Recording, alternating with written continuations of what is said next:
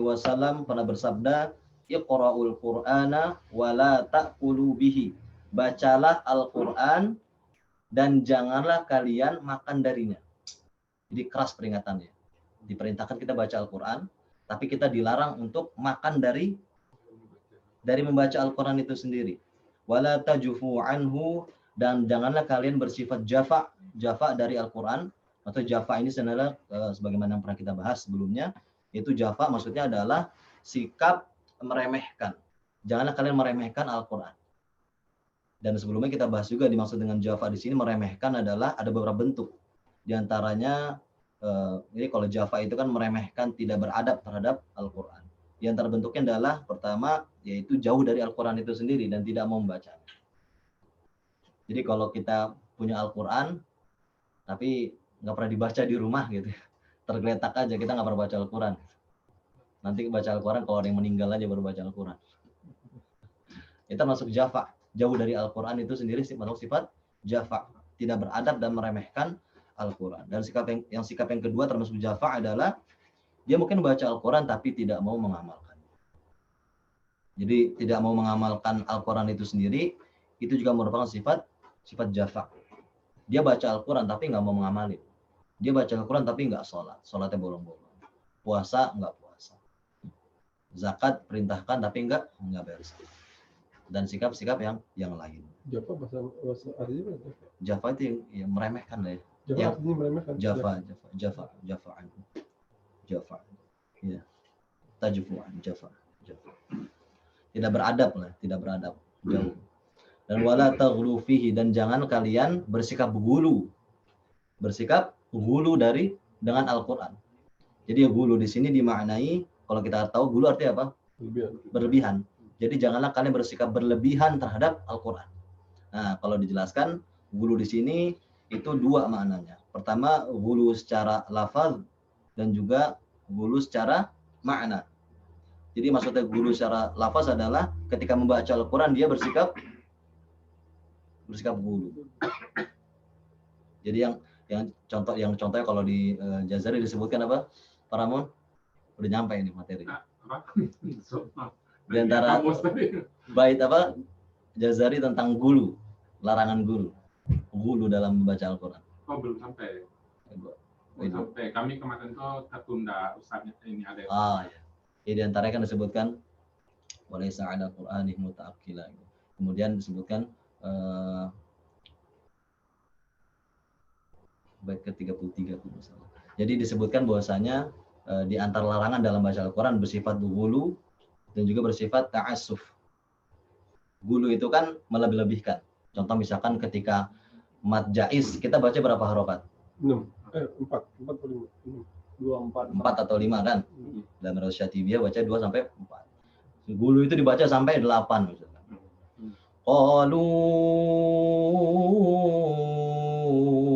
innama. Itu masuk gulu itu. Gulu terhadap lafaz yang harusnya dibaca maksimal 4 sampai 5 dibaca sampai lebih dari 12 harokat. Nah, maka berlebih-lebihan. Dan juga ta'assuf sebaliknya. Kalau gulu berlebihan, ta'assuf itu mengurangi hak-haknya. Yang harusnya dibaca matobi 2 harokat dibaca 1 harokat. Yaitu mempengaruhi ke dalam makna. Dan gulu secara lafaz itu kalau merubah sampai merubah makna, maka jatuh kepada kesalahan apa? Lahan jari. Dan kalau sengaja melakukannya termasuk dosa.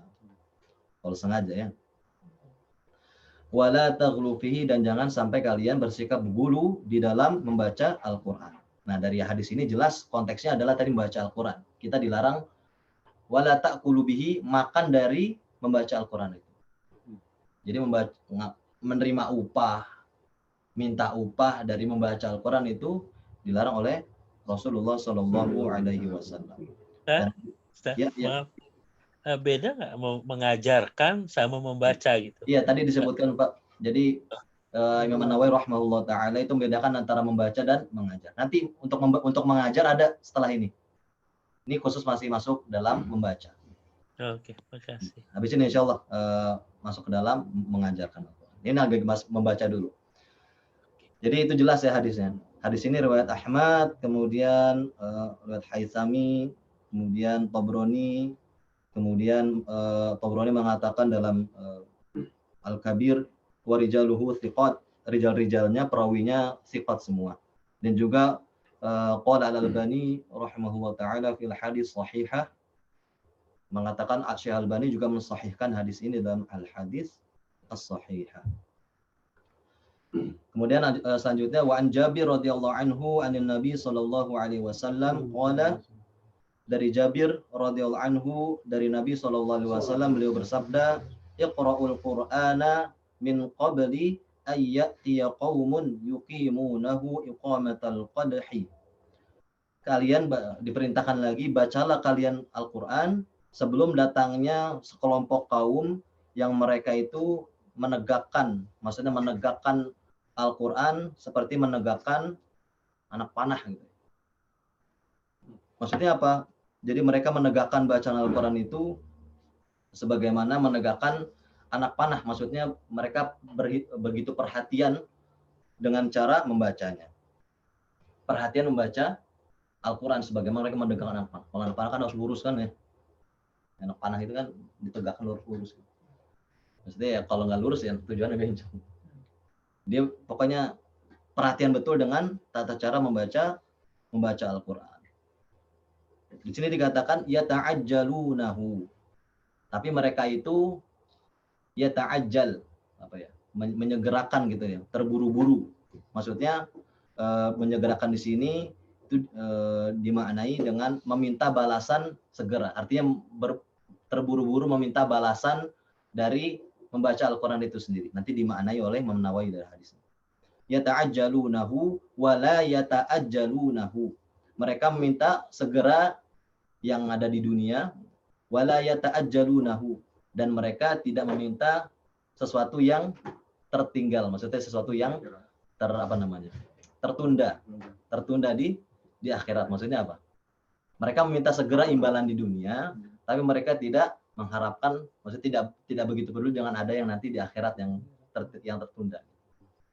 Nah, di sini warwahu Abu Dawud.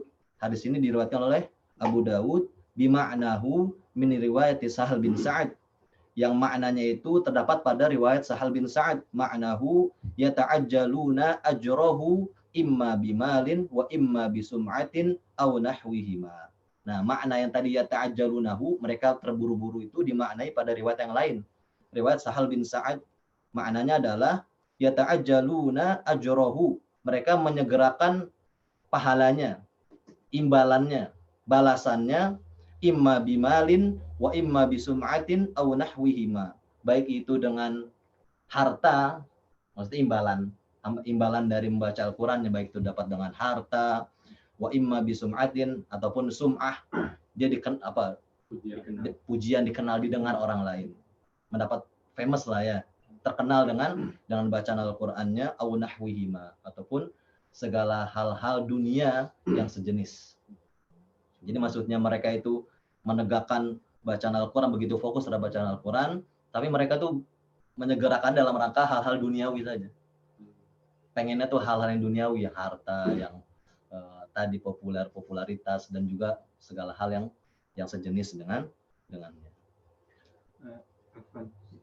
Itu kalau aneh nangkep berarti termasuk zaman dulu kita di Indonesia ada MTQ, itu termasuk kayak gitu nggak? Itu beda bahasa nanti ada itunya. Nah, kalau MTQ memang itu beda pembahasan dengan ini ya. Masuk pada MHQ ada musabaqah tafsir, ada lagi. Nanti ada pembahasannya. Ya, jadi ini konteksnya masih tentang membaca Al-Qur'an. Nah, ini hadis yang lainnya juga, wa an Fudail bin Amr radhiyallahu anhu qala dakhala rajulani min ashabin Nabi sallallahu alaihi wasallam masjidan. Dari Fudail bin Amr, semoga Allah meridhoinya, beliau berkata, suatu saat masuklah dua orang dari kalangan sahabat Nabi sallallahu alaihi wasallam ke dalam masjid.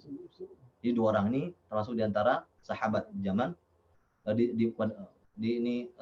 Fudail bin Amr ini, dia berkata dia ngelihat dua sahabat Nabi masuk ke dalam masjid. Falamma sallama al-imam qama rajulun fatala ayatin minal Qur'an. Dan ketika selesai sholat, maksudnya ketika imam itu sudah salam, maka berdirilah salah seorang di antara keduanya, fatala ayatin minal Qur'an. Dia berdiri, kemudian orang itu baca beberapa ayat dari Al-Quran. Bisa bayang ya? Habis sholat salam, tiba ada seorang diri, dia tiba-tiba baca dari hafalannya, baca ayat-ayat Allah, baca Al-Quran gitulah. Summa sa'ala. Kemudian minta-minta. Jadi kayak keliling minta gitu. Bayang nggak ya? Habis baca Al-Quran, kemudian keliling ke jamaah gitu, minta-minta. Faqala ahaduhuma, maka berkatalah di antara keduanya, orang yang satunya lagi. Inna lillahi wa inna ilaihi raji'un. Ini kalimat istirja, maksudnya kayak musibah gitu, nggak sesuatu yang musibah banget gitu. Sami'atu Rasulullah sallallahu alaihi wasallam yaqul, aku mendengar Rasulullah sallallahu alaihi wasallam bersabda, sayaji'u qaumun yas'aluna bil Qur'an, akan datang sekelompok kaum yang mereka itu meminta-minta dengan Al-Qur'an. Kayak orang tadi, minta-minta dengan Al-Qur'an, maksudnya minta-minta dengan bacaan Al-Qur'an, menjadikan bacaan Al-Qur'an itu sebagai alat ngemis. Faman sa'ala bil Qur'ani fala tu'tuhu, maka barang siapa yang meminta-minta dengan Al-Qur'an, janganlah kalian memberinya. Jadi kalau ada pengemis, yang nggak tahu sih, kalau di Indonesia seringnya sih sholawatannya. Belum pernah sampai ada yang tilawah ngaji terus minta-minta di bis gitu. Ada pernah nggak? Saya nggak tahu. Saya nggak tahu kalau sampai sekarang sih saya seringnya waktu itu di bis sholawatan lah ya. Sholawatan, qasidahan, terus ngecreng-ngecreng minta-minta gitu. Belum pernah sampai ada yang Al-Quran. Tapi di zaman setelah sahabat, zaman tabi'in, ini ada kejadian.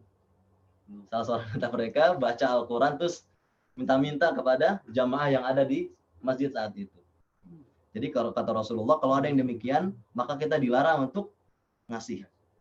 Ya, bicara dari sahabat Nabi. Nah, di sini ada pembicaraan. Wahadal isnadu munqati'. Nah, kata Imam Nawawi, tapi isnad hadis ini itu munqati', terputus. Kenapa? Fa inna Fudail bin Amr walam yasma' as-sahabah. Karena Fudail bin Amr yang meriwayatkan hadis ini, itu dia itu tidak mendengar langsung dari sahabat. Artinya secara masa hidup beliau, Fudail bin Amr, ini tidak dimungkinkan dia bisa mendengar dari seorang sahabat. Jadi hadisnya munqati', terputus. Nah, kalau terputus gini berarti ya dhaif. Itu dimasukin kan? Hah? Itu dimasukin. Ini sebagai penguat. Nah, kan masih ingat waktu itu di awal-awal pernah bahas mengapa Imam Nawawi rahimahullah taala memasukkan beberapa hadis yang sanadnya mungkin tidak kuat. Kenapa? Kan salah satu tujuan salah satu beberapa hal yang diperbolehkan mengutip hadis Nabi yang riwayatnya lemah apa? Salah satunya apa? Fadail amal. Kemudian selama apa?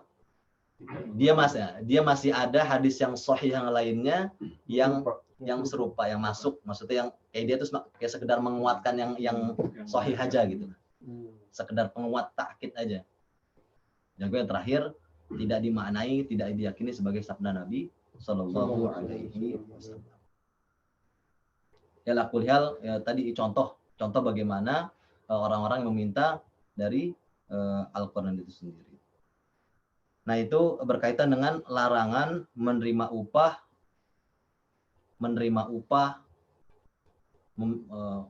meminta upah dari membaca Al-Quran. Jadi intinya tuh lebih ke membaca Al-Quran aja. Dia nggak ada apa-apa, nggak ngajarin, nggak ada taklim, nggak ada apa-apa, pokoknya baca tok. Nah, contohnya adalah kita juga kalau misalkan ada acara, misalkan ada acara apa hajatan, kemudian orang disuruh baca Al-Quran kayak pembukaan gitu kan, ada yang baca Al-Quran. Baca aja kan? Jadi baca aja, nggak ada proses pengajaran, nggak ada proses penjelasan, pokoknya membaca toh. Maka menurut Imam Nawawi rahimahullah taala yang seperti itu tidak boleh menerima dan tidak boleh diberi upah. Tidak boleh diberi upah. Menerima upah nggak boleh? Iya, kalau menerima upahnya ngerti. Nah. Tapi misalnya panitianya apa itunya ngasih nih buat itu harusnya nggak diterima. Sebagai yang mengerti harusnya dia nggak boleh terima karena dilarang. Karena kan itu beda. Saya misalnya saya minta tolong Mandi buat ya. Hukum untuk keduanya enggak gitu. Ketidakbolehan. Iya, Kayaknya biasanya Islam kan kayak gitu kan. Iya. Nggak boleh membeli berarti yang menjual juga nggak boleh. Gitu. Iya. Kalau di sini nggak disebutkan, Bang, nggak disebutkan. Tapi kalau yang disebut tadi cuma tadi, faman sa'ala bil Quran, barang siapa yang minta dengan Al-Quran, fala tu'tuhu, maka janganlah kalian memberi. Iya, kan meminta-minta ya udah pasti Nah, nggak pasti. memberikan. Tapi kalau Kalau ini yang kan kayak tadi, ya, sebaiknya Allah alam bisawab, kalau panitia harusnya punya tahu lah ya. Lalu gimana hukumin nanti orang ini tahlilan? itu termasuk di antara kalau aneh dalam penjelasan ini dari beberapa guru termasuk Ustadz Aris Munandar rahimahullah, beliau itu menyebutkan di antara contoh-contohnya ya. Tadi contohnya kayak tadi orang yang minta upah dari Al-Quran, kemudian ya kayak pembukaan acara-acara kayak gitu yang dia itu cuma baca atau nggak ada apa-apa, oke baca aja, kemudian kayak ya prosesnya itu yang baca Al-Quran aja, nggak ada proses ta'lim, nggak ada apa-apa. Nah itu memang kalau dari yang kita bisa ambil dari bab ini, memang itu tidak dibolehkan.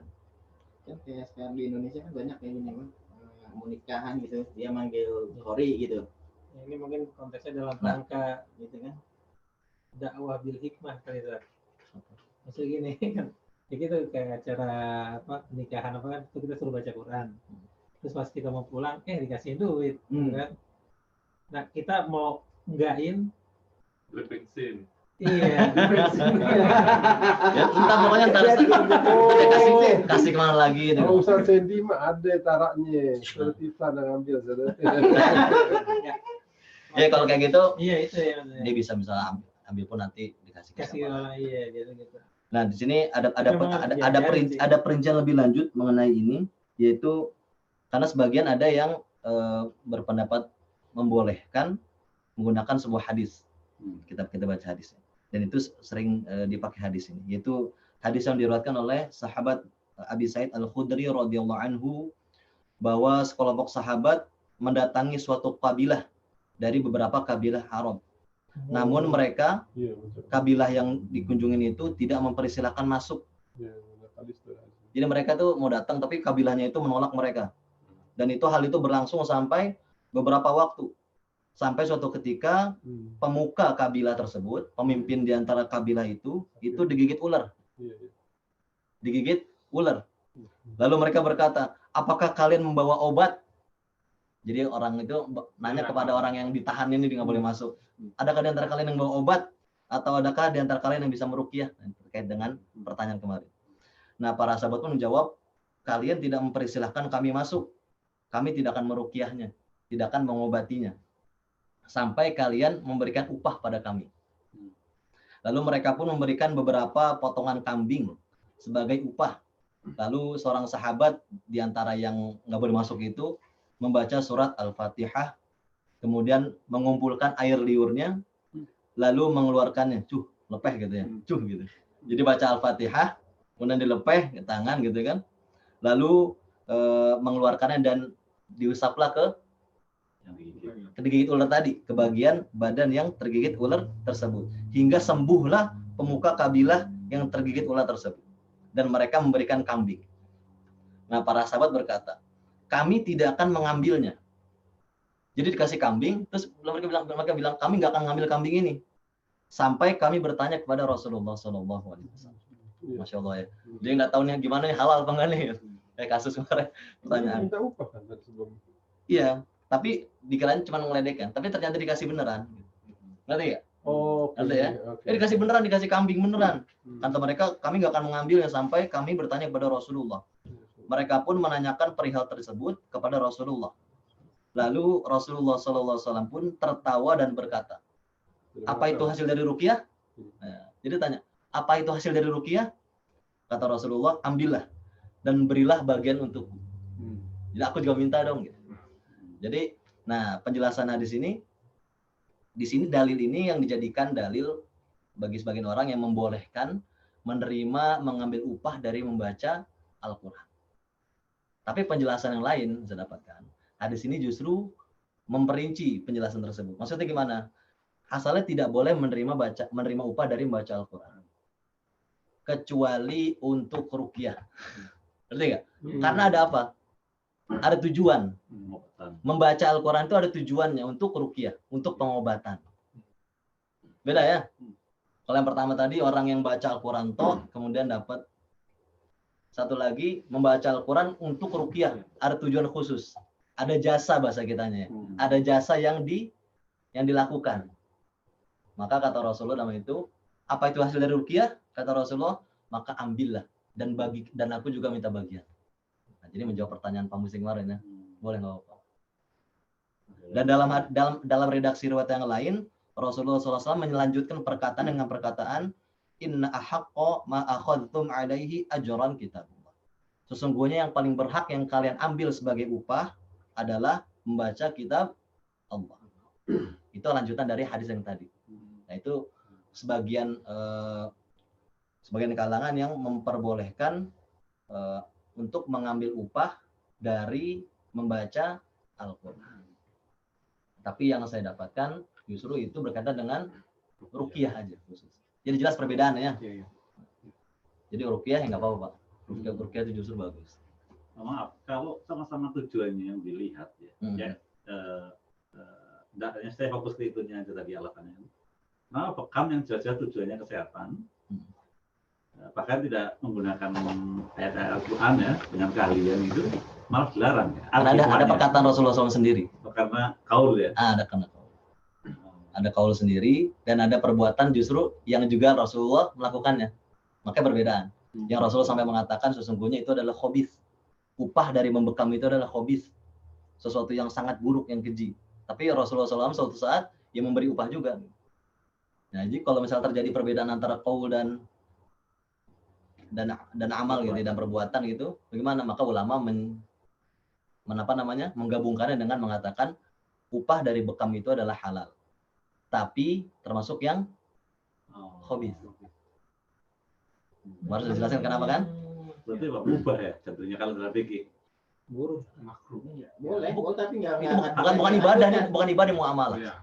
Ini muamalah. Jadi itu boleh halal. Kalau mubah itu kan terkait dengan ibadah ya, ada wajib sunnah. Jadi mungkin bukan dianjurkan. Halal cuman itu buruk apa ya yang Nanti enggak. duitnya buat ini aja. Duitnya bukan yang dianjurkan buat kita cari, buat mencari gitu. Jadi itu halal cuman uangnya bukan yang dianjurkan untuk selalu dijadikan profesi. Profesi gitu. Ya. Berprofesi nggak Kalau- boleh. Kalau lagi nggak ada kerjaan, bolehlah sementara. Dan itu kemarin termasuk yang dianjurkan untuk bagi para penghafal Al-Quran untuk menjauhinya kan. Dan iktisab, pekerjaan-pekerjaan yang rendah. Itu termasuk pekerjaan-pekerjaan yang rendah itu yang bekam itu. Benar. Tadi yang amal yang Rasulullah lakukan membayar kepada Iya, yang cuman pernah nitip ya, nitip. Kamu berikan ini pada dia gitu. Yang dibekam siapa? Rasulullah. Terus berarti pernah kuser. Udah kuser belum sih? Belum ya? Ada. Nah, cuman memang ulama kontemporer ya, itu memang terjadi perbedaan pendapat lagi, merinci lagi perbedaan pendapat terkait dengan mengambil upah dan menerima upah dari membaca Al-Quran. Di sini yang Anda kutip, misalkan dalam kitab Al-Mawsu'ah, Al-Fiqhiyah, Al-Kuwaitiyah, yang banyak dikutip juga, salah satu dipakai rujukan beberapa ustadz itu mengatakan terjadi banyak perbedaan pendapat di kalangan imam mazhab dan juga para ulama mazhab terkait dengan ini. Contoh misalkan ulama Hanafiyah menegaskan bahwa tidak boleh membaca Al-Quran dengan adanya imbalan dan hal tersebut tidak mengakibatkan wujudnya pahala. Jadi baca Al-Quran imbalan itu tidak ada pahalanya kata ulama Hanafi. Dan orang yang mengambil dan memberi upah, sama-sama terkena dosa. Realita nomor sini. Ini artinya aja realita yang terjadi pada masa kita berupa membaca Al-Quran di sisi kubur dan di tempat umum merupakan hal yang tidak diperbolehkan secara syara'. Akad ijarah menyewa jasa atas bacaan Al-Quran merupakan hal yang batal dan hukum asal dari akad ijarah atas mengajar Al-Quran adalah tidak diperbolehkan. Ini ulama Hanafiyah. Hanafiyah tegas terkait dengan hal ini bahwasanya mereka itu tidak boleh menerima dan memberi upah atas membaca Al-Quran. Tetapi ulama mutaakhirin itu kontemporer memperbolehkan akad ijarah atas mengajar Al-Quran. Ini beda konteksnya. Mengajar Al-Quran ulama mutakhirin bahkan ulama mutaqaddimin juga memperbolehkan. Dan begitu juga pada hal-hal yang berhubungan dengan syiar agama seperti menjadi imam, muadzin, dan terkait dengan al-agama. Karena itu merupakan suatu kebutuhan dalam beragama. Jadi gaji imam, gaji muadzin itu. Presiden. Ayo dong, udah dia kasih tahu nih. Itu Mas Adit nanya ke upah guru ngaji gimana? Anda udah jelasin. Oh, yang tadi. Yang barusan. Ngaji, insyaallah. Jasa apa namanya Jasin Fuad. Iya. Ini masih bahas tentang membaca Al-Quran toh. Nanti pas nih, insyaallah. Jadi itu jelas ya terkait dengan membaca Al-Quran toh. Selain hadis, apakah ini juga penjelasan tentang ayat yang saya suratnya lupa tuh.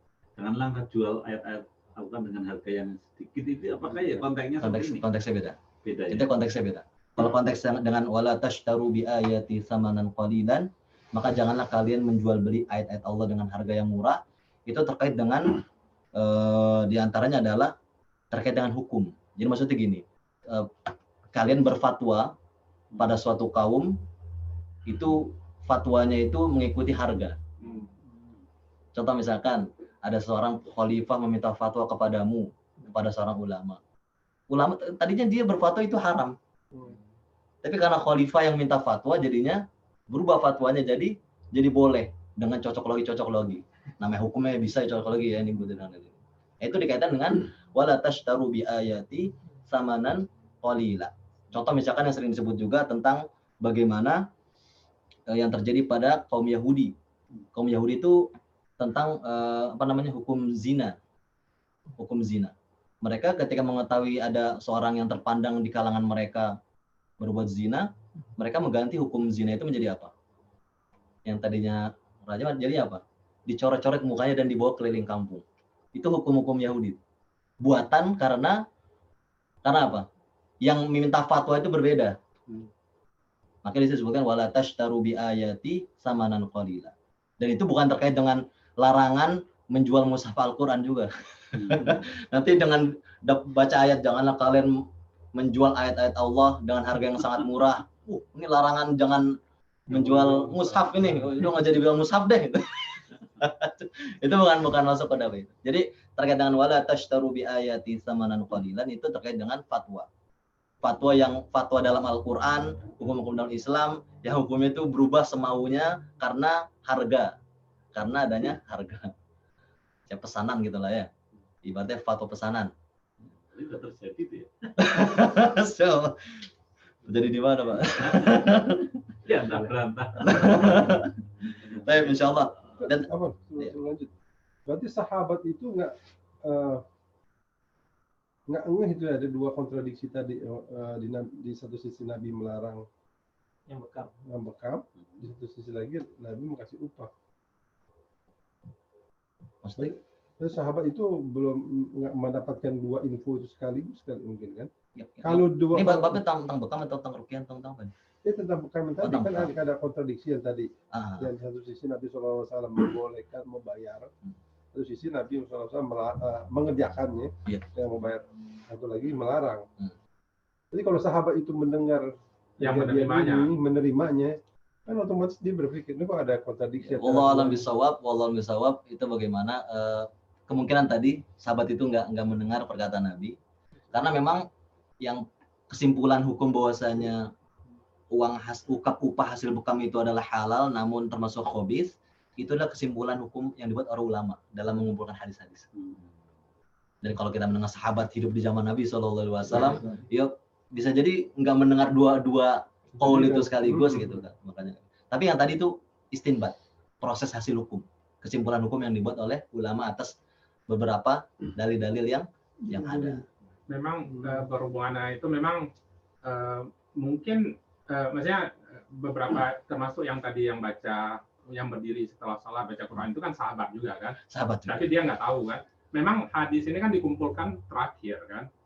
Waktu masa sahabat itu yang dia tahu aja, yang lain mungkin orang lain tahu gitu kan. Iya. Jadi mungkin dari segi lengkapnya hadis yang kita ketahui lebih zaman kita sebenarnya. Cuma kita nggak ini ya. Iya. Jadi tadi dari baca Al-Quran terbagi dua ya, membaca Al-Quran toh dengan membaca Al-Quran dengan tujuan ruqyah. Ruqyah ya, itu beda hukumnya. Kalau yang tadi ruqyah itu adalah halal dan boleh, kalau yang membaca Al-Quran toh tadi tidak. Walaupun ada sebagian yang mengambil dalil yang tadi tentang ruqyah tadi sebagai dalil untuk bolehnya menerima upah dari membaca Al-Quran. Akan sedikit cakap sambung yang masalah ruqyah itu, Anda pernah baca tuh hadis tentang ruqyah itu. Di situ sebutnya nggak dia baca surat apa? Al-Fatihah. Al-Fatihah. Iya, yang baca itu. Kenapa? Cuma waktu itu dia ngebahasnya bukan tentang hukum itu, bukan tapi tentang hukumnya, tapi bahasa Al-Fatihah. khasiat Al-Fatihah ya. Untuk ruqyah. Jadi kalau kita sakit-sakit apa, digigit ular, digigit apalah kalau jengking, baca Al-Fatihah ya. Ya cuman nggak tahu mujur apa enggak ya. Karena mungkin kalau sahabat kan Masya Allah amalannya ya. Jadi baca Al-Fatihah pun ruqyah langsung beres. Kalau di antara kita baca Al-Baqarah juga nggak sembuh-sembuh.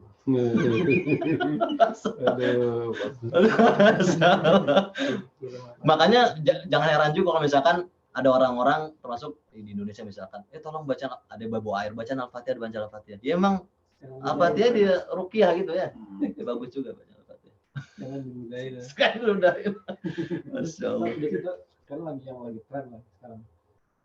Kalau bulan Ramadan itu sewa imam, cuma buat Ramadan tarawih doang.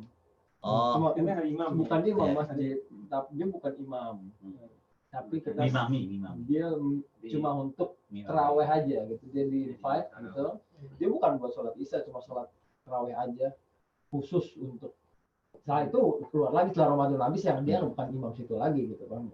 Hanya untuk sholat itu kan dibayar dia tuh. tadi terkait disebutkan tadi. Jadi Gimana tuh, Ustaz? diantaranya itu Masuk yang disebutkan mana? masuk yang boleh, termasuk yang mana tadi saya baca tadi. Termasuk yang boleh. Iya, di sini disebutkan tetapi ulama mutaakhirin memperbolehkan akad ijarah atas mengajar Al-Qur'an, begitu juga pada hal-hal yang berhubungan dengan syiar-syiar agama seperti imam, muazin dan selainnya. Itu termasuk yang tadi. Boleh part time. Iya, imam, muazin. Cuma bisa aja ntar Tommy. Anak-anak boleh deh kemarin deh. Iya, Udah iya. dibolehin fatwa itu. Baik, insyaallah lanjut ya. Nah, ini sekarang tentang mengajarkan Al-Qur'an. Wa amma akhdhul ujrati ala ta'limil Qur'an faqad ikhtalafa al-ulama'u fihi. Sedangkan mengambil upah atas pengajaran Al-Qur'an, maka ulama berbeda pendapat di dalamnya. Fahaqal Imam Abu Sulaiman Al-Khattabi. Maka Imam Abu Sulaiman Al-Khattabi mengkisahkan atau menceritakan, meriwayatkan lah ya. Man a'akhiril ujrati alaihi an jama'atin minal ulama. Terlarangnya, yang pertama ya, terlarangnya menerima upah dari an jama'atin minal ulama. Itu pendapat yang pertama adalah tentang terlarangnya mengambil upah dari pengajaran Al-Quran, dan itu dikemukakan dari sekelompok ulama. Di antara mereka adalah pertama Az-Zuhri, kemudian yang kedua Abu Hanifah. Az-Zuhri itu dari kalangan tabi'in, Abu Hanifah dari kalangan imam madhab. Jadi dua ulama ini mengatakan terlarangnya secara mutlak menerima mengambil upah dari pengajaran Al-Quran. Pertama, wa an jama'atin annahu yajuzu idza lam yashrituhu. Nah, dari jamaah yang lain, maksudnya dari sekelompok ulama yang lain mengemukakan bahwasannya itu diperbolehkan mengambil menerima upah dari pengajaran Al-Qur'an idza lam yashrituhu, jika tidak disyaratkan. Maksudnya jika tidak disyaratkan gimana? Jika tidak ada akad perjanjian di awal sebelum pengajaran. Jadi kalau spontan aja, pokoknya ngajar ya udah ngajar. Nah, itu kalau dikasih upah setelah pengajaran, itu boleh. Jadi kalau nggak ada syaratnya di awal, kalau nggak ada akadnya di awal, maka kalau dikasih upah setelah pengajaran, maka boleh diambil. Dan itu wahwa qaulu, dan itu perkataan dari Al-Hasan Al-Basri wa Sya'bi. Al-Hasan Al-Basri dan juga Asy-Sya'bi. Pendapat kedua apa? Boleh jika tidak disyaratkan, tidak ada akad dan tidak ada perjanjian di awal di awal ta'lim. Nah, Wah, ben- untuk kasus ini, Mm-mm. guru termasuk nggak? Guru agama. Lanjut. Masuk. Cuman ini masih dua pendapat, ini ada lagi. Oh, Ini dikumpulin dulu. Tapi diingat tadi pertama apa? Boleh. Tidak boleh terlarang. sekali. Pendapat siapa? Hanafi. Abu Hanifah dan Az-Zuhri. Pendapat kedua apa? Boleh dengan syarat. Boleh jika tidak ada Akal. akad, tidak ada syarat di depan. Itu pendapatnya tadi. Pendapat siapa? Al-Hasan Al-Basri, Asy-Sya'bi dan Ibnu Sirin. Dan yang lain, wa hadzahaba Atha wa Malik wa Syafi'i wa akharuna ila jawaziha. Nah, dan yang lain yaitu dari Atha wa Malik dan juga Imam Malik, maksudnya Imam Malik rahimahullah, dan juga Imam Syafi'i, dan juga wa akharuna ila jawaziha, dan juga ulama yang lain tentang bolehnya idza syaratahu wasta'jarahu ijaratan sahihatan. Nah, jadi Imam Malik, Atha, Imam Syafi'i dan juga ulama yang lain itu membolehkan menerima dan mengambil upah jika di depan ada akadnya dengan akad yang sahih. Kebalik ya? Justru Imam Syafi'i, Malik dan Atha dan yang lainnya itu kalau mengambil upah boleh asalkan di awal ada akadnya. Kalau nggak ada akadnya nggak boleh. Tapi apa yang kedua disebutkan? Kalau nggak ada akadnya, nggak boleh apa disebut? Itu masuk Analogi. mafhum istilahnya, mafhum mukhalafah. Kias. Iya, pemahaman kebalikannya. Kalau misalkan diperbolehkan hanya jika ada syaratnya, berarti kalau nggak ada syaratnya, kalau nggak ada akadnya, Nggak boleh. nggak boleh. Itu 3 pendapatnya. Wa qad jaa bil jawazil ahadits shahihah. Dan Imam Nawawi mengatakan telah datang hadis-hadis sahih mengenai tentang bolehnya mengambil upah ini. Dan Imam Nawawi rahimahullah taala ini menguatkan pendapat yang ketiga ini. Pendapat yang ketiga yang mana? Membolehkan. Tentang akad. dengan Akad. akad. Jadi asal ada akad di awal. Kalau spontan malah nggak boleh ya. Pendapat ketiga. Berarti Dan ini sebab Imam Nawawi rahimahullah taala mengatakan telah datang beberapa hadis yang sahih tentang jawaznya, tentang bolehnya mengajar Al-Quran. Di antara dalil-dalilnya yang pertama itu adalah salah satu tentang hadis mahar Al-Quran. Masih ingat ya? Hadis mahar Al-Quran. Hadis dari Sahal bin Sa'ad radhiyallahu anhu bahwa suatu saat ada seorang wanita yang mengajukan diri kepada Rasulullah sallallahu alaihi wasallam. Dia mengajukan diri, ya Rasulullah, saya mau jadi istrimu. Tapi Rasulullah sallallahu alaihi wasallam tidak tertarik dengannya. Hingga ada salah seorang sahabat yang lain yang ada di saat itu di saat itu bilang meminta agar beliau menikahkannya dengan wanita tersebut. Ya Rasulullah, kalau kamu tidak mau, ya biar aku saja, tolong nikahkan saya dengannya. Ini hadis yang menarik, masya Allah. Lalu Rasulullah SAW bertanya kepadanya, al indaka min syai'in, kamu punya apa? Punya sesuatu enggak? Maksudnya untuk dijadikan mahar. Qala la wallahi. Ya. La wallahi ya Rasulullah. Ya Rasul, demi Allah saya tidak punya apa-apa, kata sahabat ini. Faqala idhab ila ahlik. Pergilah kamu ke keluargamu. Fanzur hal tajidhu syai'an. Dan kamu pergi pulang ke keluargamu, kamu lihat ada apa yang bisa kamu beri sebagai mahar. nggak ada juga. Lalu fadhahaba thumma raja'a faqala la wallahi. Kemudian dia pergi ke keluarganya, kemudian kembali lagi dan mengatakan, ya Rasulullah, demi Allah enggak ada apa-apa ya Rasulullah. Ma wajadtu syai'an, aku tidak menemukan apa-apa. Faqala Rasulullah sallallahu alaihi wasallam, unzur walau hadid. Lihatlah apakah kamu punya besi gitu kan. Cincin besi diartikan sebagai cincin besi. Unzur ila hadid. Kamu punya sesuatu enggak? Besi aja deh yang dijadikan untuk mahar kayak cincin besi gitulah. Walakin hadza azari falaha nisfahu. Di sini artikan. Iya, carilah walaupun hanya berupa cincin besi. Iya, jadi cari besi walaupun hanya cincin besi. Kalau di bahasa kita kayak mur gitu lah ya. Mur gede lah ya, dijadiin cincin lah gitu. Faqala Rasulullah sallallahu alaihi wasallam, ma tasna'u izarika in labistahu lam yakun 'alaiha minhu syai'un. Di sini tempat. Ini kelewat. Nah, la radai wala khatama min hadid walakin hadza izari. Kemudian tadi telah yang cincin besi tadi enggak ada. Kemudian laki-laki itu bilang walakin hadza izari falaha nisfahu. Tapi aku punya izar. Izar itu apa ya? Kain sarung. Tapi saya punya ini ya Rasulullah, sarung saya nih. Dan aku bisa memberikan setengahnya kepadanya.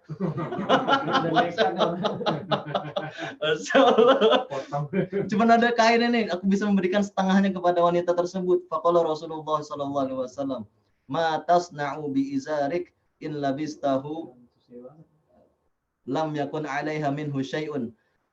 Ini kalau izarnya kamu itu kamu kasih kepada dia, kamu nggak punya izar lagi dong, nggak bisa pakai dong. Dan wa in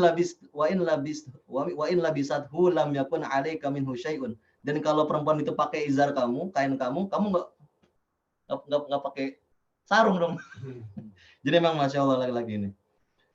Kemudian fajalasar rajulu hatta idza qala majlisahu qama fara'ahu Rasulullah sallallahu alaihi wasallam muwaliyan fa amara bihi fadu'ai falamma jaa qala madza ma'aka minal Qur'an. Setelah itu tadi kemudian ya laki-laki itu duduk bingung termenung gitu. Aduh apa lagi yang ada apa-apa nih. Masya Allah nih.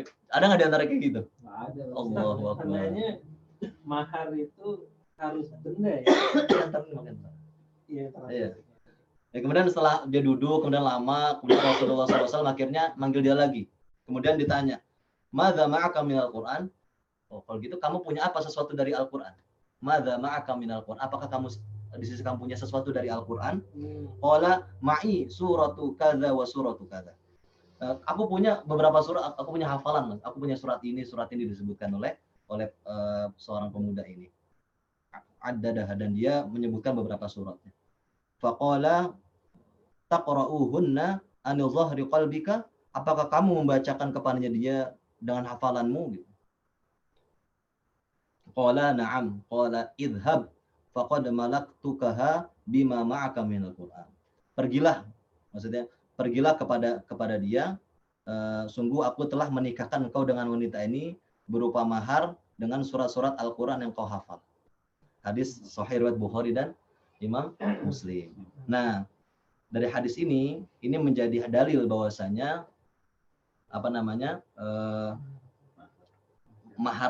mahar itu bisa dengan Al-Qur'an tapi dengan penjelasan. Ini banyak yang disalahpahami. Jadi termasuk banyak sekarang paham, kan kemarin lagi tren beberapa tahun silam itu kan mahar dengan surat Ar-Rahman gitu. Ngikutin novel sih. Padahal penjelasan tentang hadis ini. Jadi yang dimaksud dengan mahar dengan Al-Qur'an di sini, sahabat tersebut, itu bukan semata-mata sahabat tersebut disuruh baca di depan istrinya Al-Qur'an, baca surat Al-Qur'an terus itu jadi mahar, bukan. Maksudnya adalah para ulama menjelaskan yang dimaksud dengan Al-Qur'an, baca hafalan Al-Qur'an itu adalah pengajaran. Jadi laki-laki itu diperintahkan untuk mengajarkan hafalan Al-Qur'an yang dia miliki kepada wanita tersebut. Dia punya hafal surat sekian, tolong kamu ajar kepada wanita tersebut, dan itu menjadi mahar bagi kamu. Dan itu pendapat di antara ulama Syafi'iyah.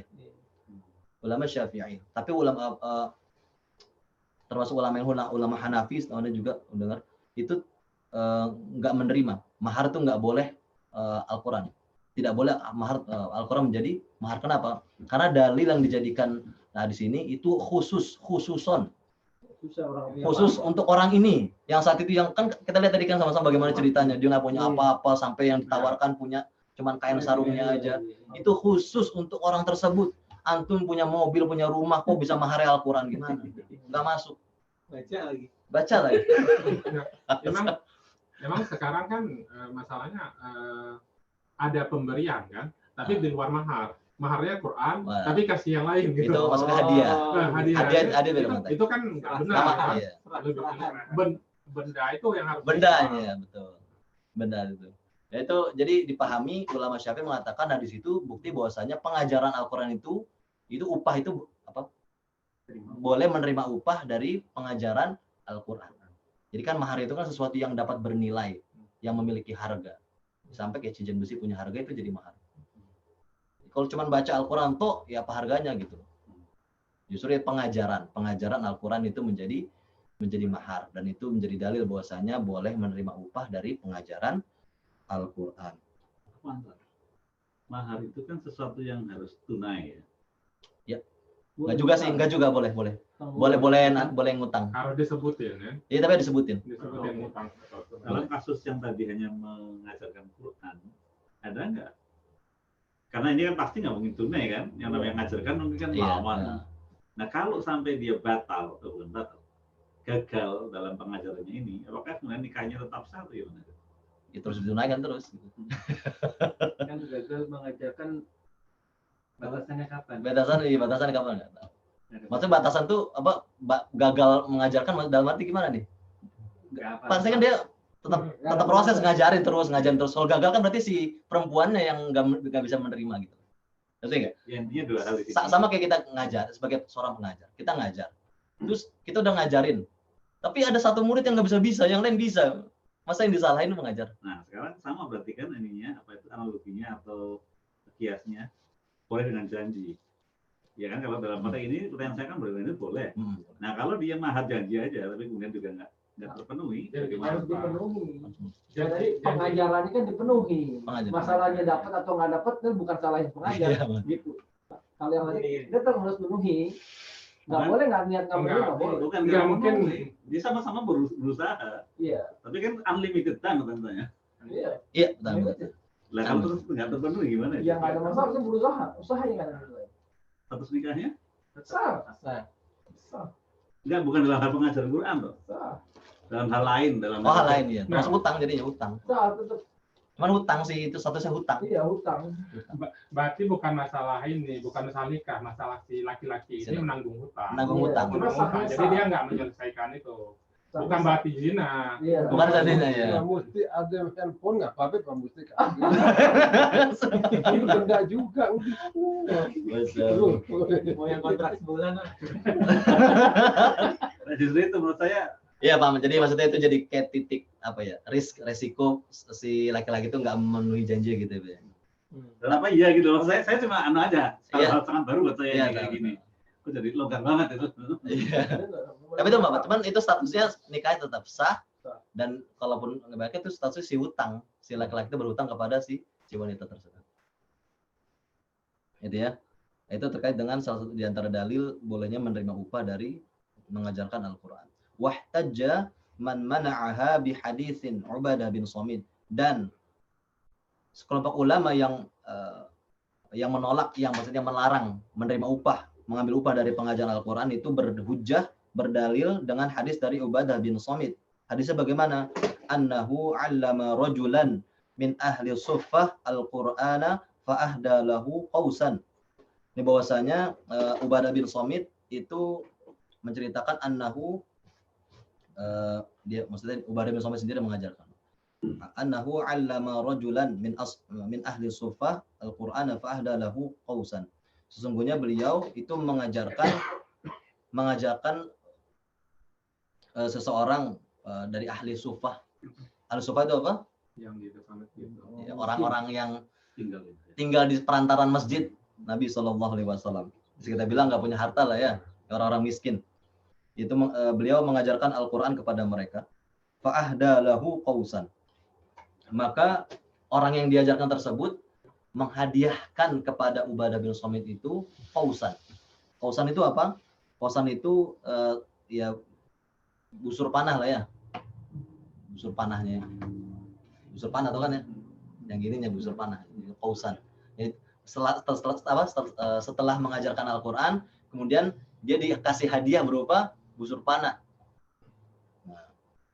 Kemudian faqala lahun Nabi sallallahu alaihi wasallam, kemudian Nabi sallallahu alaihi wasallam berkata kepada beliau, kepada Ubadah bin Samit, in sarraka an tutawwaqa biha qawqan min narin faqbalha. Kemudian Rasulullah SAW berkata kepada Ubadah bin Samit, jika kamu mau, kalau kamu nanti akan dikalungkan dengan busur panah yang terbuat dari api neraka, maka terimalah. Dilarang ya. Ini hadis Ubadah bin Samit. Jadi mengatakan, kalau kamu Ubadah bin Samit mau di akhirat nanti kamu mengalungkan busur panah api ini, maka terimalah.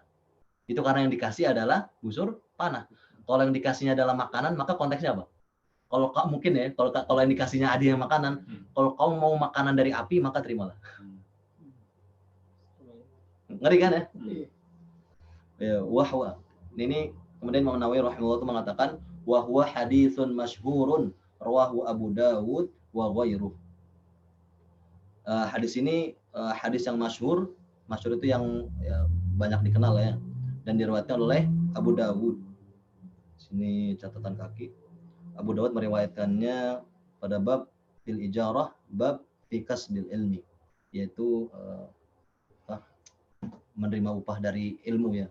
Kemudian Ahmad dalam musnadnya, juga Ibnu Majah juga meriwayatkan hadis ini pada bab fit tijarah babul ajri ala ta'limil Quran, yaitu dalam bab upah atas pengajaran Al-Quran, dan mengatakan beliau wa isnaduhu dhaifun, isnadnya dhaif, isnadnya lemah. Cuman Syekh Abu Ainain, salah seorang ulama sekarang hidup, Allah, beliau yang termasuk mentahqiq kitab At-Tibyan fi Adabi Hamalatil Quran mengatakan hadis tersebut itu diterima dengan banyaknya jalur. Jadi hadisnya itu banyak jalur, termasuk tadi diriwayatkan oleh Imam Ahmad, Ibnu Majah dan lainnya. Dan bahkan Syekh Albani mensahihkan hadis ini dalam silsilah ahadits as-sahihah. Nah, kalau Syekh Albani menempatkan hadis ini pada silsilah ahadits sahihah, berarti apa? Beliau juga mengatakan bahwasanya mengambil upah dari tidak boleh. Tidak boleh. Berdasarkan hadis Ubadah bin Somit ini. Dan juga mengatakan, Imam Nawawi mengatakan wa bi atsarin katsiratin anis salaf, dan juga asar-asar dari ulama salaf itu juga banyak terkait dengan hadis Ubadah bin Somit ini. Termasuk justru maksudnya ulama salaf yang melarang untuk menerima upah dari pengajaran Al-Qur'an. Nah, di sini menariknya. Wa ajabal mujawwizun an hadis Ubadah bin bijawabaini, dan ulama-ulama yang membolehkan menerima upah dari pengajaran Al-Quran itu menjawab hadis ini dengan dua jawaban. Yang pertama, ahaduhuma anna fi isnadihi maqalan. Sesungguhnya dalam sanad hadis ini maqalan apa? Diperbincangkan. Jadi dari sisi sanad itu nanti kalau jawaban terkait hadis ini, ulama-ulama membolehkan. Siapa yang membolehkan? Syafi'i, Imam Malik. Kemudian siapa lagi tadi? Imam Nawawi. Imam Nawawi, benar. Siapa lagi? Malik Mumato. Atau ya Hasan Al-Basri ya. Karena 3 pendapat tadi. Itu mereka menjawab yang pertama dari sisi sanad hadisnya. Bahwasanya sanad hadis ini itu maqalan, diperbincangkan para ulama. Ada mengatakan sanadnya dhaif, ada yang mengatakan sanadnya bisa diterima. Bagaimana tadi kita sudah sebutkan. Kemudian wasani yang kedua, katakanlah secara sanad bisa diterima deh. Maka yang jawaban yang kedua adalah annahu kana tabarra'a bi ta'limihi falam yastahiqqa syai'an. Jawaban yang kedua, bahwasanya Ubadah bin Somit ini tabarra'a. Tabarra'a itu apa? Tabarra'a itu kita artikan tuh ngasih sesuatu yang ya, sukarela lah bahasa kita. Tabarru'an itu sukarela, yang emang dia nggak ngarepin apa-apa gitu. Tabarru', sukarela. Sesungguhnya Ubadah bin Somit itu ketika mengajarkan Al-Quran kepada ahli sufah itu tabarru'an, yaitu dia tuh ya sukarela. Dari awal niatnya itu sudah sukarela, sudah nggak mau menerima apa-apa, ikhlas dalam artian. Nggak seperti ya udah ngarepin pahala Allah aja deh gitu. Maka falam yastahiqqa syai'an. Maka kalau kondisinya begitu, Ubadah bin Somit tidak berhak menerima apapun, syai'an, sesuatu apapun dari muridnya tersebut. Oke. Alasannya karena ikat Sukarela. Akotnya apa namanya? Awal dari awal tabarru'a, sukarela. Maka ketika tahu sukarela ya makanya ketika dikasih hadiah Rasulullah katakan, kalau kau mau dikalungkan dengan busur panah dari api neraka, maka silakan terima. Masuk ya? Iya, tahu. Ya summa uhdiya ilaihi ala sabilil iwad falam yajuz lahul al-akhdhu. kemudian dia diberikan kemudian dia diberikan hadiah tadi ilaihi ala sabil iwad, atas dasar kompensasi penggantian apa yang telah dia ajarkan Al-Quran, dikasih hadiah, falam yajuz lahu al-akhdhu, maka tidak boleh baginya untuk menerimanya, karena di awal udah lihat sukarela, maka nggak berhak bagi dia untuk menerima apapun dari sang murid. Bi khilafi man ya'qida ma'ahu ijaratan qabla ta'lim. Berbeda halnya kalau misalkan yang dia meyakini adanya beriktikad bahwasanya Ubadah bin Samit itu kalau di awal sudah ada ijarah itu akad tadi, akad jasa sebelum ada akhir akad ketiga. Itu berbeda hukumnya kalau misalkan si Ubadah bin Samit itu di awal udah bikin akad tentang upah atas dasar pengajaran Al-Quran. Wallahu a'lam bishawab. Nah itu di sini sebentar. Ya. Nah, sedikit itu diantara beberapa akwal, perkataan-perkataan berupa hadis dan juga perkataan ulama terkait dengan hukum membaca, hukum menerima upah dari membaca Al-Quran dan mengajarkan Al-Quran. Jadi tadi kita sama-sama tahu dari upah mengajarkan membaca Al-Quran bagaimana? Membaca nggak boleh. Kecuali kalau untuk ruqyah, sebagaimana tadi hadis yang disebutkan. Kemudian kalau misalkan untuk upah mengenai pembelajaran Al-Quran, bagaimana tadi? Tiga pendapat. Tiga, apa aja pertama? Itu melarang secara total. Itu pendapatnya siapa? Imam Malik. Abu Hanifah dan Az-Zuhri. Kemudian yang kedua, boleh menerima upah dengan syarat tidak membuat akad di awal. Jadi boleh menerima upah kalau misalkan ya udah di awal spontan aja, nggak ada akad apa-apa ketika di awal, maka boleh mengambil upah yang diberikan oleh si murid tersebut. Ini pendapat siapa? Hasan Al-Basri dan Asy-Sya'bi dan Ibnu Sirin. Pendapat yang ketiga, boleh menerima upah dengan syarat harus ada perjanjian di awal. Perjanjian di awal maksudnya gimana? Oh, kamu boleh belajar sama saya, cuman per pertemuan $10 misalkan. Itu boleh. Pendapat siapa? Syafi'i, Imam Malik, Atha dan ulama-ulama yang lain. Kode itu Ustadzmu, kode. Itu dia nih makanya Tony tidur, Tommy, bangun weh. Dan yang keempat tadi, ada lagi yang keempat, si Ubadah bin Samit. Tidak boleh sama sekali menerima apapun dari pembelajaran Al-Quran jika niat awalnya untuk mengajar. Sukarela. Tabarruk. Tapi ini lemah. Iya, diperbincangkan. Ada yang menguatkan, siapa yang menguatkan, yang lain membaikkan. Nah itu lompat. Tadi niat awalnya gimana? Maksudnya? Niat awalnya gimana? Agak ada ikut. Nggak ada akad. Pendapat mana dulu, jadi tahu jawabannya. Gitu gimana? Nah jadi kalau secara jumhur fuqaha memang itu diperbolehkan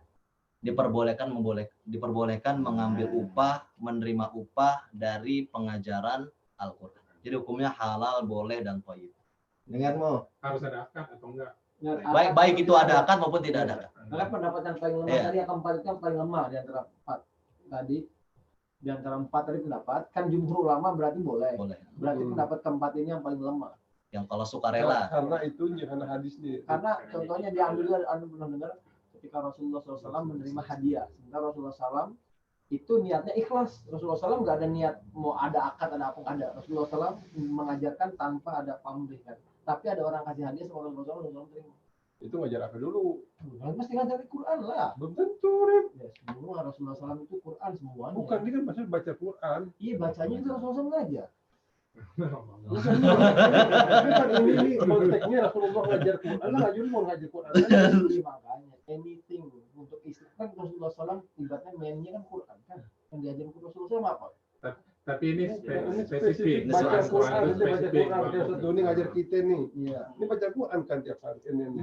Tapi rumah yang pertama, kedua, ketiga, empat gitu ya. Rumah yang pertama, dua, tiga, empat. Kalau satu, madu, empat kan enggak. Dua Tapi sama tapi tiga. gini, maksudnya yang keempat itu applicable dalam artian gini. Siapa saja kita antum, aneh atau sekalian antum yang niat dari awal mengajar tabarruan, sukarela, maka kalau murid ngasih apa sesuatu pun itu wajib ditolak. Tapi yang kedua tadi kan boleh, Ustaz. Pendapatnya siapa? Al-Basri.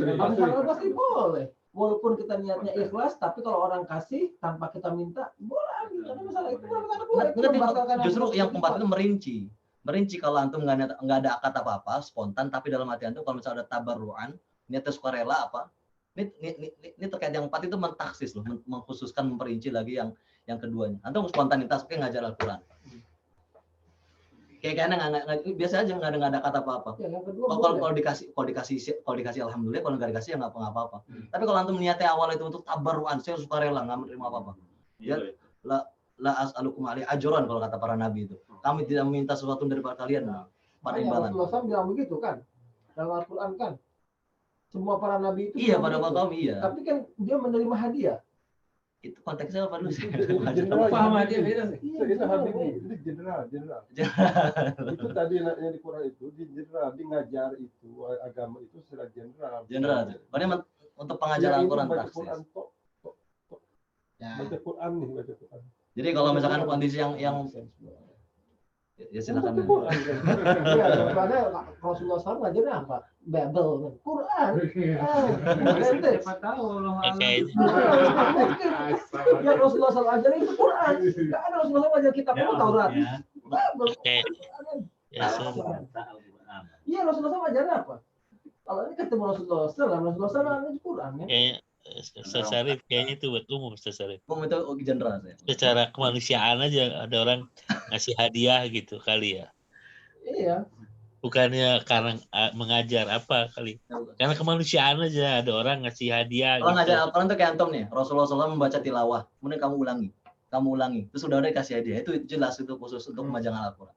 Kalau kayak cuman ya sosial kayak tadi bilang kasih hadiah, yaitu ya apa manusiawi. gitu ya.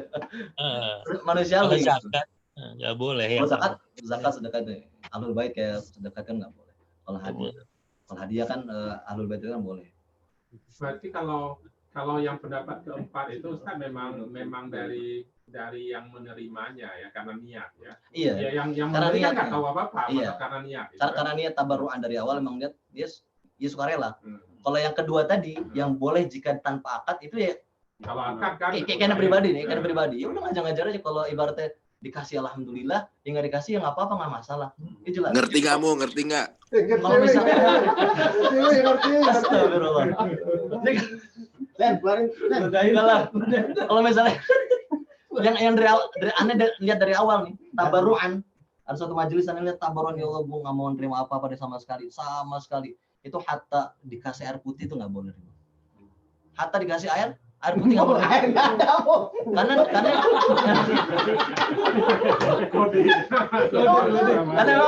Karena memang ya niatnya itu dari awal sukarela.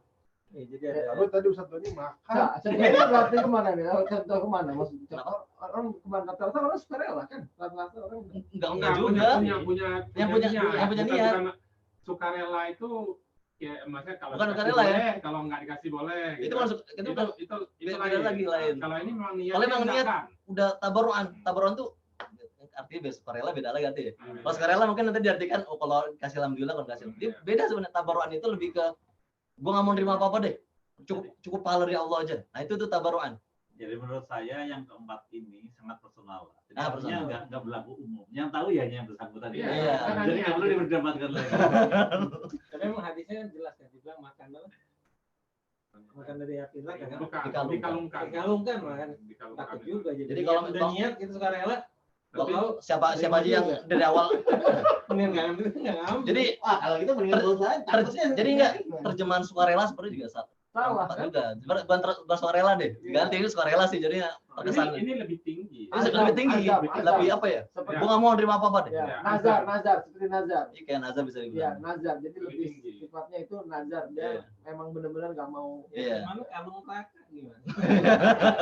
Jadi siapa aja Tapi sebenarnya kalau dia nggak terima lebih tinggi juga.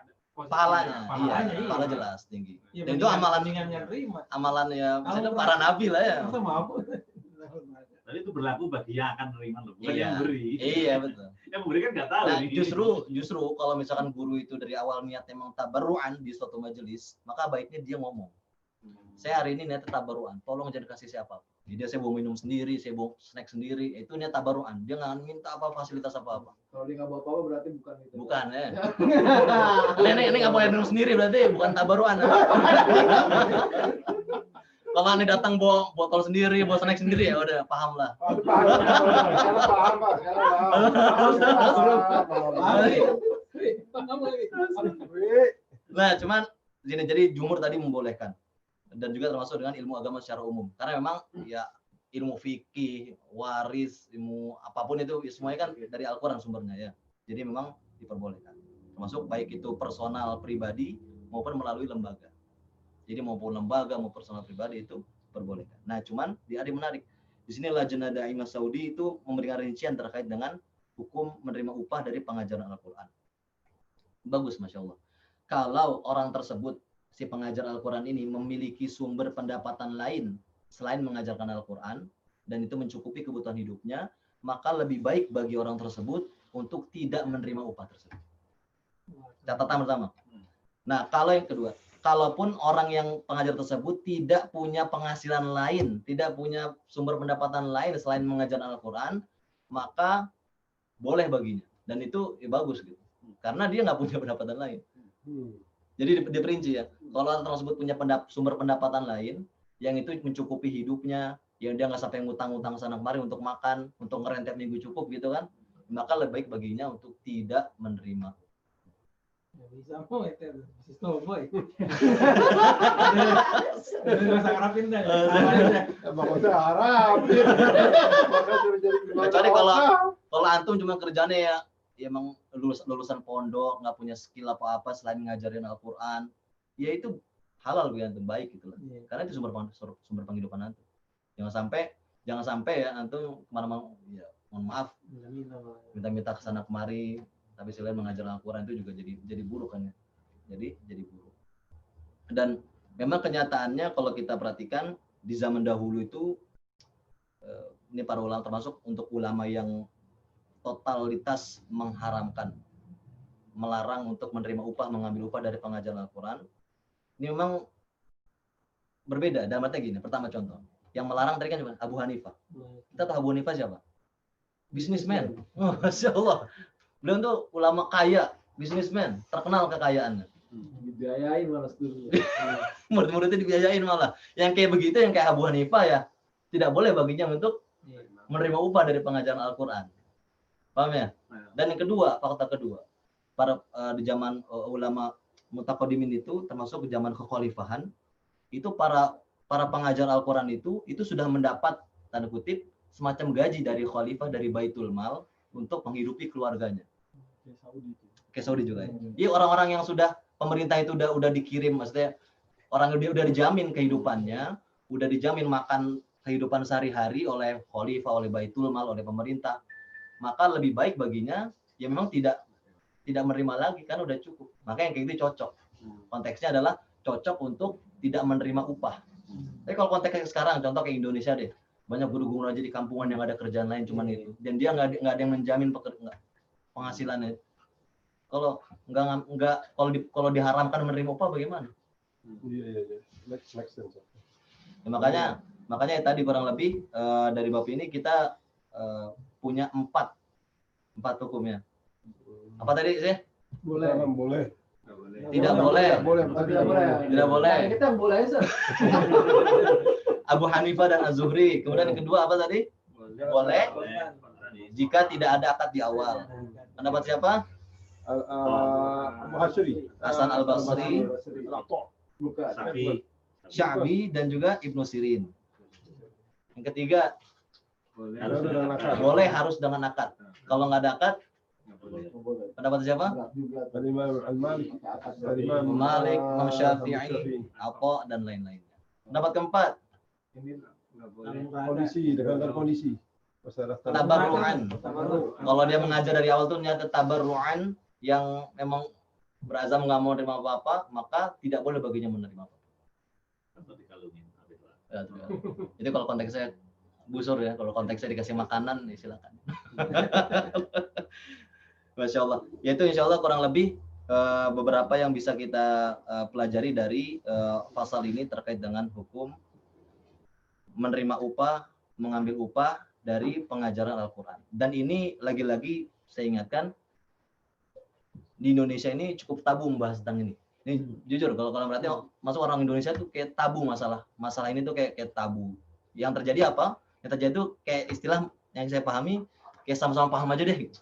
Contoh misalkan saya diminta ngajar, tolong ngajarin anak saya dong. Oh iya silakan datang ke rumah siap. Seminggu 3 kali gitu. Sama-sama paham aja. Si siapa namanya, si pengajarnya dia ibaratnya oke, ngajar dan berhusnuzon nanti insya Allah dapat lah, insya Allah berapa dapat lah gitu. Si orang tuanya yang minta diajarin bilang ikhlas. Nih ikhlas nih Ustadz, ikhlas nih gitu. Akhirnya apa? Yang ada apa? Yang ada kecewa. Kayak kemarin status yang aneh posting. Ya, sang Ustadz udah terlanjur husnuzon, ini orang-orang kaya punya mobil 2, rumahnya gede. Dia seminggu 3 kali ke rumahnya, pas di akhir bulan uang bensin. Dikasih apa? Uang bensin. Uang bensin dikira basa-basi, uang bensin beneran. Cuman untuk uang bensin toh, nggak mencukupi untuk yang lain. Bensin tuh bahkan ada keluarga yang lain ceritakan, bahkan uang untuk bensin pun nggak cukup. Masya Allah. Innalillahi wa inna ilaihi raji'un. Ini makanya karena nggak memahami. Yang satu sisi itu canggung untuk menerima bilang akadnya, ini canggung gitu kan. Satu sisi ininya juga nggak tahu kondisi, ini harusnya bagaimana. Pasti ambil pendapat ketiga aja kan, kan. Iya bagusnya, maka saya bilang ya udah akad aja. Kalau apalagi kalau kita ngeliat orang itu orang kaya ya, orang bercukup lebih di atas rata-rata lah. Kita lihat misalnya punya mobil lebih dari satu atau mobil rumahnya gede, maka orang kayak gini ya, mohon maaf saya pribadi bilang kita nggak bisa ngomong sekedar ngertian. Ini kalau kasusnya orang itu nggak paham, apalagi kalau guru yang datang, dia otomatis itu udah sebenarnya dia paham, gurunya datang, kecuali lu datang ke tempat guru nih, gurunya datang, ya kan? Ya makanya itu kan lebih mahal itu. Itu kalau nggak pahamin maksudnya kekacauan yang terjadi. Yang akhirnya apa? Jadi kayak penyakit hati kan, jadinya saling kesel, nggak nerima, ngedumel, jadinya kotor hatinya. Itu karena tadi, karena nggak paham terkait dengan akad-akad ini segala macam. Jadi boleh pasang tarif dong, Boleh pasang tarif, nggak apa-apa. Itu dimaksud dengan akad semangat. Iya enggak, soalnya kan banyak yang terserah gitu kan. Ya. Nah itu kan masalahnya di situ kan. Jadi berapa nih? Contoh aja deh. Aneh pribadi beberapa kali ya belajar ke beberapa syekh itu ya di Mesir. Itu ya terang-terangan tarif sekian.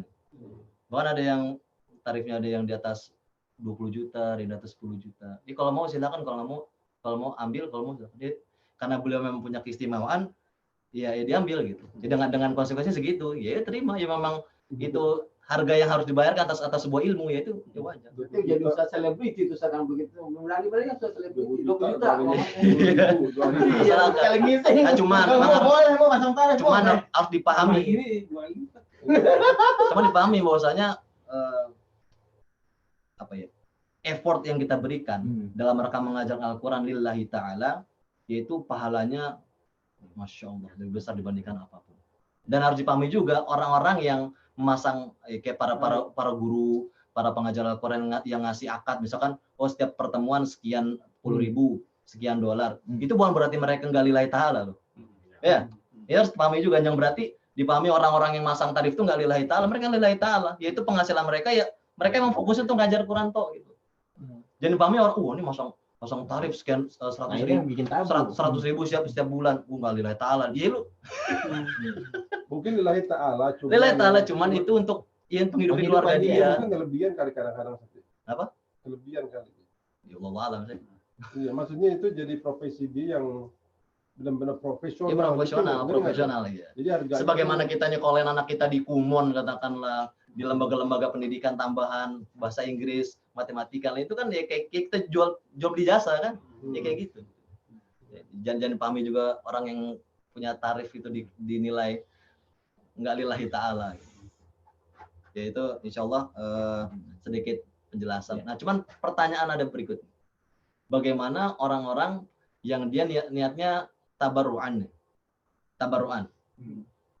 Terus muridnya ngasih hadiah kepada sang guru. Tapi bilangnya apa? Ya Ustadz nih hadiah, cuman nih bukan karena Ustadz ngajar. Baik, ngerti nggak? Iya, iya. Dia saya punya hadiah untuk Ustadz, cuman ini bukan karena Ustadz ngajar, itu bukan. Gimana? Boleh. Kan konteksnya dia ngasih karena kenal Ustadz ngajar. Nggak. Iya kan? Ya, gimana kalau kayak gitu? Mungkin boleh, tapi Kalau sebaiknya boleh ditolak. aja, kan. Sebaiknya ditolak. Mungkin boleh. Kenapa jadi? Hah? Kenapa sebagai tolak? Karena Jangan tabaruan. memainkan niat nanti, maksudnya takutnya itu berubah. Tapi kan bukan karena ngajar. Iya, tapi kan karena niat kan. Nah, tadi kata Ustadz, itu termasuk dalam tanda kutip agak syubhat. Kenapa? Karena itu si sang murid boleh jadi nggak bakal ngasih hadiah kalau guru nggak ngajar. Ngerti nggak? Ya. Boleh jadi ini kalau misalkan nggak ngajarin dia nggak bakal ngasih hadiah ke Ustadz ini. Gitu. Ya. Dan dia kan kemungkinan ngajar ya karena emang Ustadznya ngasih hadiah. Diplomasi aja. Cuma diplomasi. Masya Allah.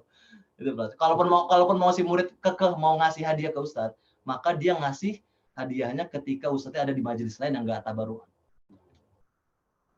Paham nggak? Iya, iya. Paham. Nah, Cuma tetap aja masih ada relasinya sih sebetulnya. iya. Cuman kalau mau hati-hatian, kalau mau ngasih ya di majelis lain yang Ustadz itu niatnya di sana bukan tabaruan.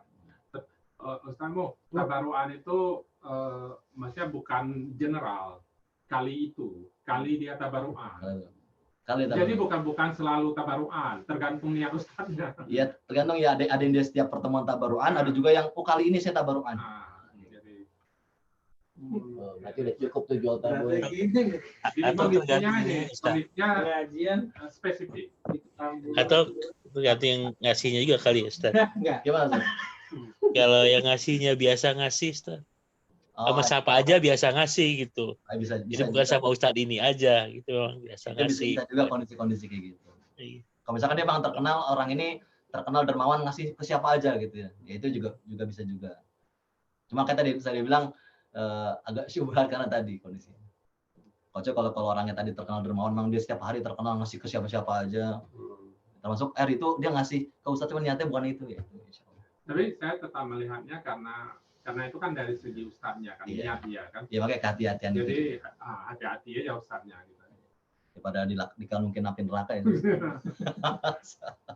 Masya Allah ya, insya Allah itu sekelumit pembahasan mengenai hukum menerima upah, mengambil upah dari membaca Al-Quran dan mengajarkan Al-Quran. Insya Allah yang kita pahami ini semakin memperdalam agama kita dan juga semakin memahami bagaimana kita seharusnya bersikap ketika itu belajar Al-Quran dan bagaimana kita bersikap ketika mengajarkan Al-Quran. Jangan sampai kita kayak tadi tidak paham, akhirnya yang terjadi penyakit hati antara satu dengan lainnya. Ya insya Allah yang sedikit yang bermanfaat. Hadanallahu wa iyyakum ajma'in. Assalamualaikum warahmatullahi wabarakatuh. Waalaikumsalam warahmatullahi wabarakatuh. Kita akhiri dengan kafaratul majlis. Subhanallahumma wa bihamdika asyhadu an la ilaha illa anta astaghfiruka wa atubu ilaik. Boleh di-sharing nggak di YouTube nih? Boleh kan? Boleh. Tapi di Indonesia jarang ngebahas kayak begini kan? Apanya? Ini ngebahas kayak begini Indonesia jarang. Ya, ada kan udah. Mungkin Mbak